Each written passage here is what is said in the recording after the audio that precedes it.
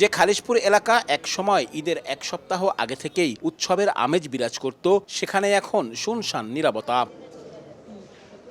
2 মাস উৎপাদন বন্ধ থাকার পর গত ২৬ ফেব্রুয়ারি খুলনার দৌলতপুর জুট মিল আনুষ্ঠানিকভাবে লে অফ ঘোষণা করে কর্তৃপক্ষ। কাঁচা পাটের উচ্চমূল্য আর লোকসানের চাপ দেখিয়ে বন্ধ করা হয় 3 বছর ধরে ইজারায় চালানো রাষ্ট্রায়ত্ত কারখানাটি। এতে হঠাৎ কর্মহীন হয়ে পড়েন কয়েকশো শ্রমিক। কোনো ফয়সালাই পাই না, আমাদের বেতন কবে পাবো এও কইতে পারি না।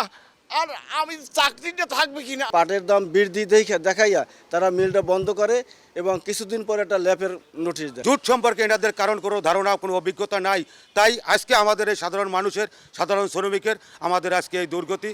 এই জনপদে রাষ্ট্রায়ত্ত 9টি পাটকলের মধ্যে বেসরকারিভাবে চালু 4টির বাকি 3টিতেও উৎপাদন সীমিত। অন্যদিকে বেসরকারি মিলগুলোতে উৎপাদন নেমেছে 1/3। একই সঙ্গে বন্ধ পাট রফতানি। এতে ঈদের আগে কর্মহীন হয়ে শ্রমিকদের জীবনে নেমে এসেছে চরম অনিশ্চয়তা। এই ঈদের সময় আমাদের সরকার বোনাস দিত, বিল পাইতাম, আমরা আমাদের ছেলে সন্তান লেখাপড়া করত।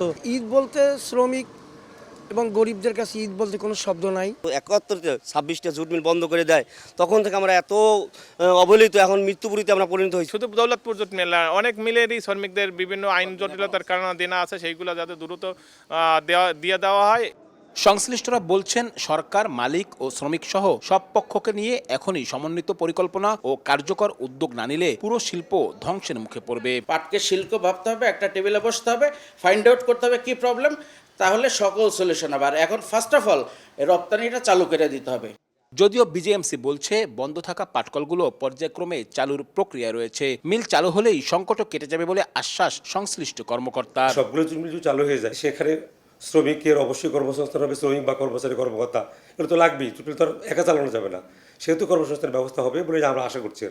খুলনা অঞ্চলে 9টি রাষ্ট্রায়ত্ত সহ মোট 20টির মতো পাটকল আর প্রায় সমান সংখ্যক কাঁচা পাট রফতানিকারক প্রতিষ্ঠান রয়েছে।